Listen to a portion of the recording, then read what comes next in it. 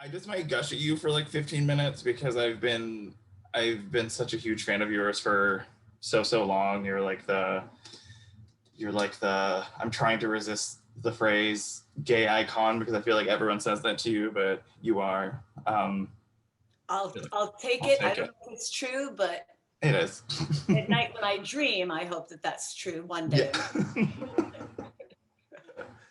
um, I guess the first thing I want to ask you about Dickinson, you are so good on this show.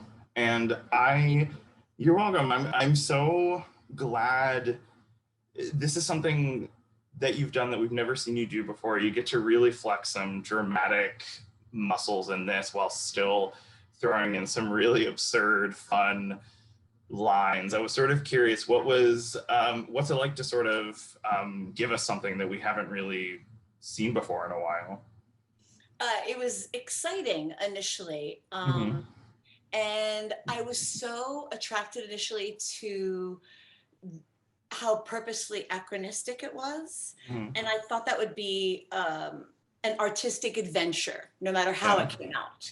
And so I Mm-hmm. was really up for the artistic adventure of what it would be. I had not since, I don't know, many years had I done anything in a corset that was of Mm-hmm. period, but yet so modern.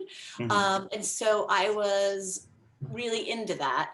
And Mrs. Dickinson is so different than the characters I've played as of late that I thought it would be fun to sort of dive into somebody so very opposite of me, being so traditionalist and so conservative, honoring a patriarchal society.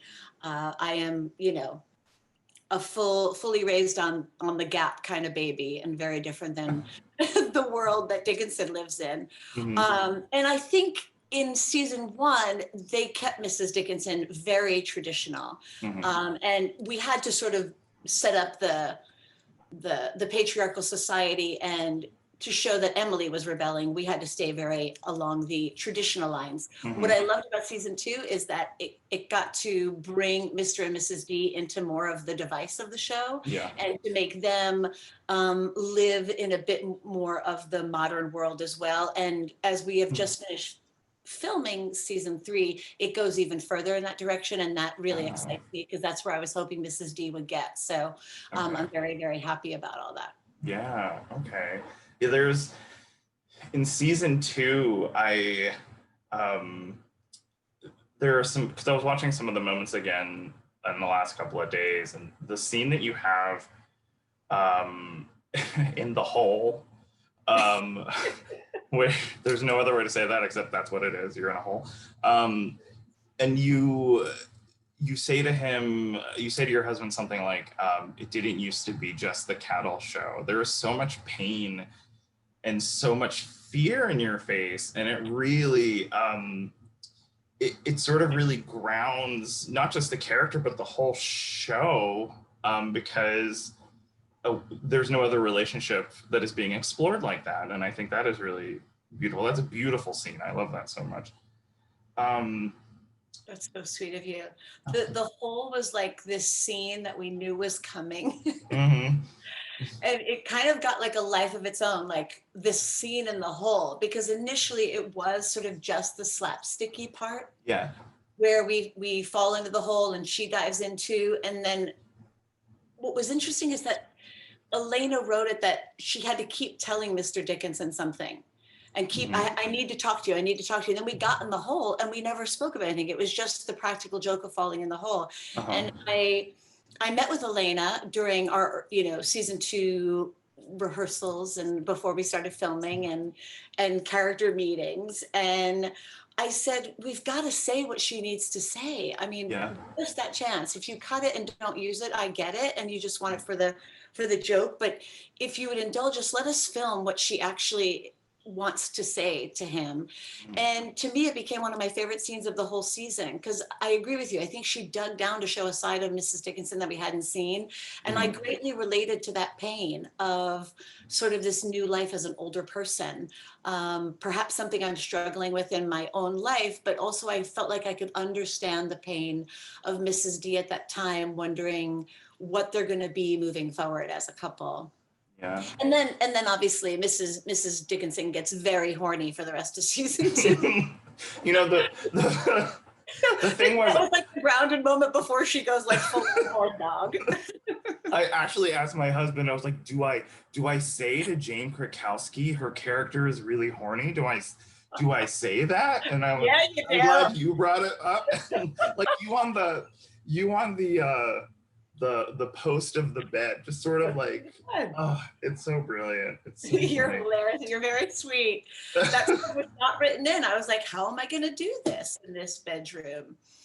I was like, I'm going to talk to a ghost. Like, I like the challenge. I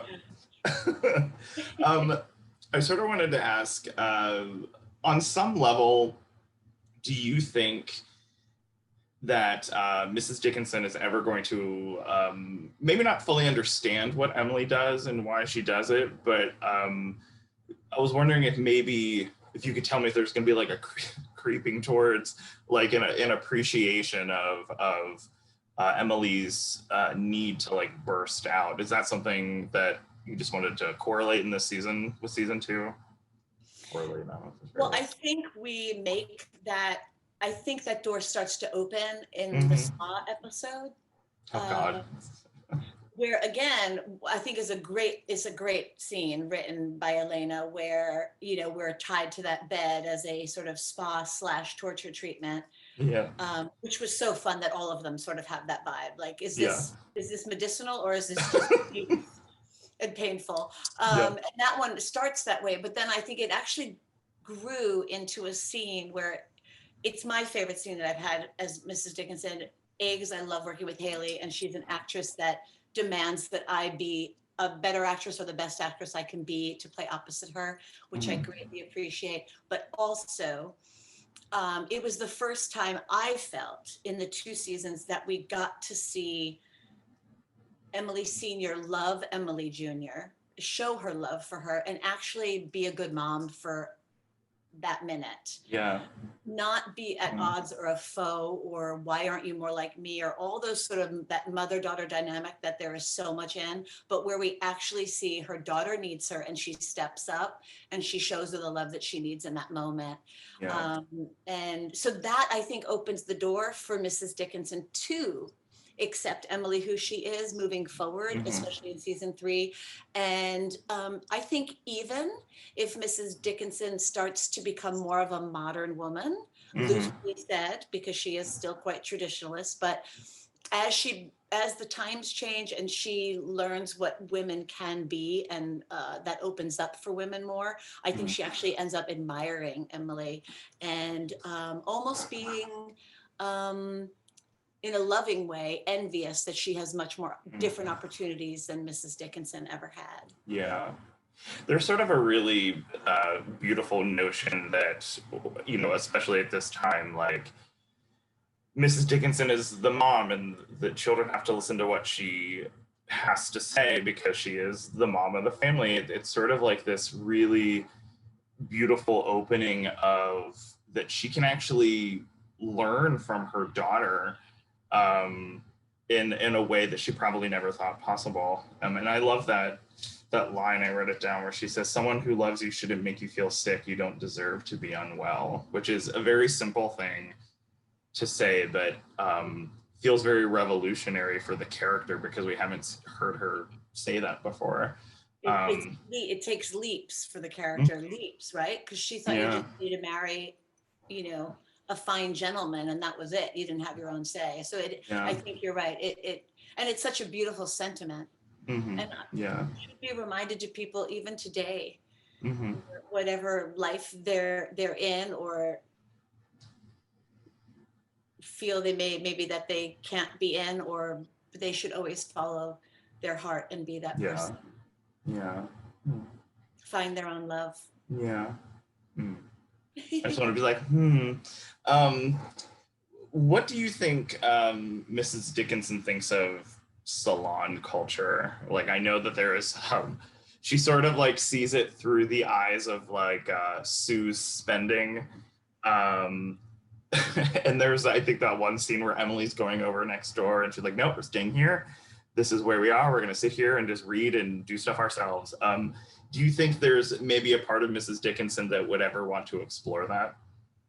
Sure. I think that there was a love-hate relationship with it. I think that Mrs. D didn't agree with it. It's not a part of her world or her beliefs, but also kind of wish she was invited a little bit. I think she was not invited, and I think that was a little off-putting to her. I think also, and I wonder if the audience felt this way too. I think Mrs. Dickinson was quite taken aback by how much Sue had changed from season 1 to season 2, which is, incredible for Ella, the actress playing Sue, to get to do. I mean, it's so awesome to go from sort of a sad, orphaned woman who loses her entire family to, becoming the it girl and the influencer of that time and of Amherst. So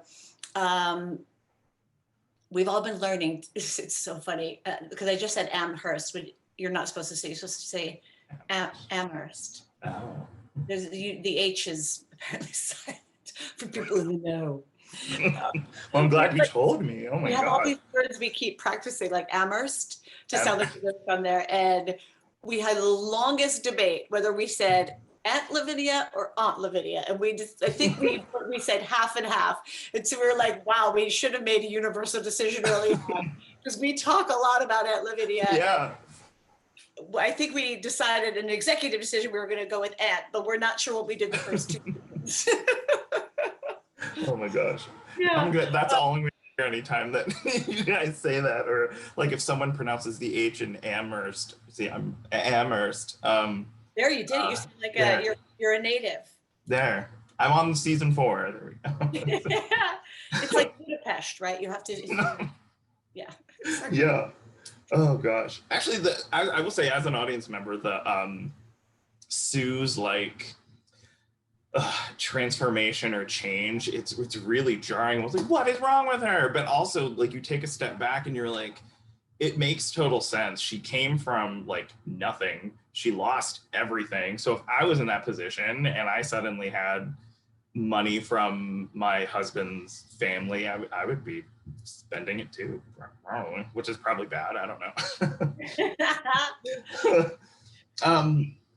You said something about the physicality with corsets and stuff. I'm always really fascinated with actors and how they hold themselves and carry themselves. I was curious, was it easier in season 2? You're like, no. For the 12 hours, for the 13-hour filming days. I guess we knew what we were getting into. Or the first season, it was all a surprise, right? And then, off camera, we would all talk to each other about our tips, like, don't drink sparkling water while in the corset. It's a bad idea. So it becomes like your treat when the corset comes off, that you would have like, something ooh, bubbles. Little, yeah, exactly. Little dumb things like that we would just do to get through the days and learn from the other corset wearing females what their little tricks were to get through. Yeah. Snacks had to be small, which is probably good in life anyway.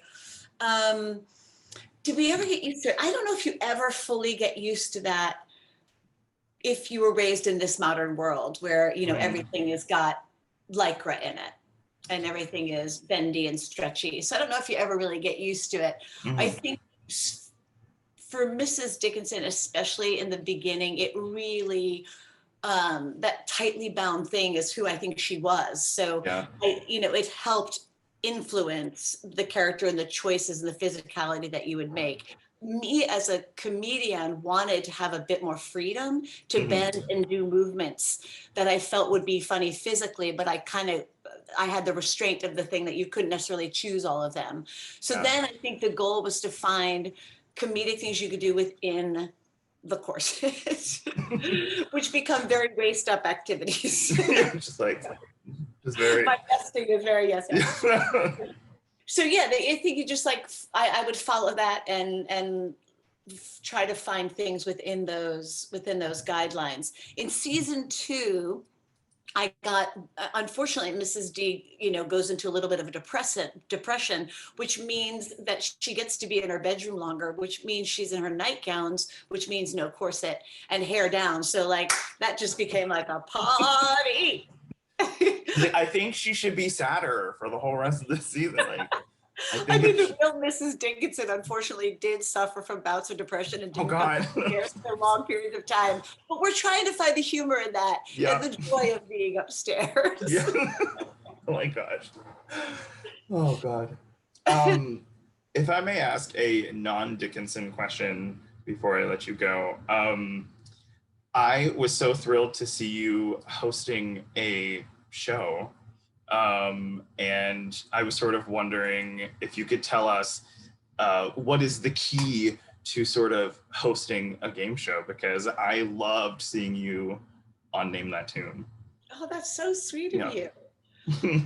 I had a ball. Name That Tune was a show that I watched my whole childhood. Me and my family would yell the tunes out. We were a very musical family at the screen as we went along. And it was really fun to get to do. It was fun for me to be my own persona, basically, right? Yeah. So to speak. And I adore Randy Jackson, and I loved spending all the time he had. I've got to be honest, Name That Tune was an absolute gift that came in amidst the pandemic.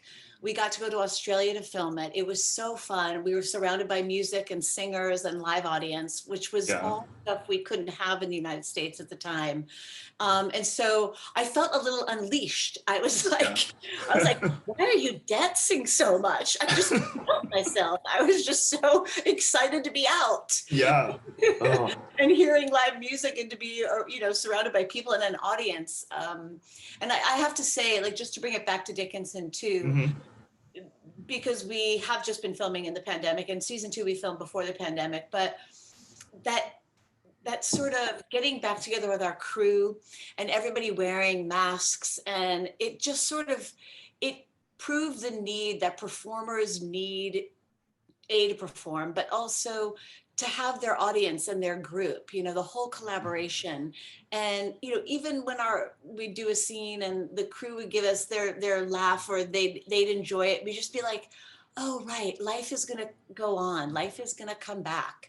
We're all going to do this together. And, the amount of hours and the amount of testing it takes for every single person on the crew and in the cast and producers and design and every team, it's just a lot. It's a lot of testing. It's a lot of mask wearing for 13 hours. So, we really can't complain one stitch about getting the honor to wear a corset for 13 hours when our crew is wearing masks and taking tests all day long to be with us. So, and to be able for us all to get to do what we love to do. So, in the end, all of it is just part of the creative beauty of the process that I'm so lucky that we were able to get back and do, whether it was a game show and filming it in Australia during the pandemic, or getting to come home and do more Dickinson with our home crew and everybody coming together to make it happen through this pandemic. Yeah. Okay. Well, I think that's all I have for you, Jane. I will let you go. I'm sure you have a very busy day. My honor to talk to you. I've been such a fan for a very long time. So sweet. I loved having a conversation with you. Yeah. Thank you so much. Stay safe and have a good rest of your day. Bye. Bye.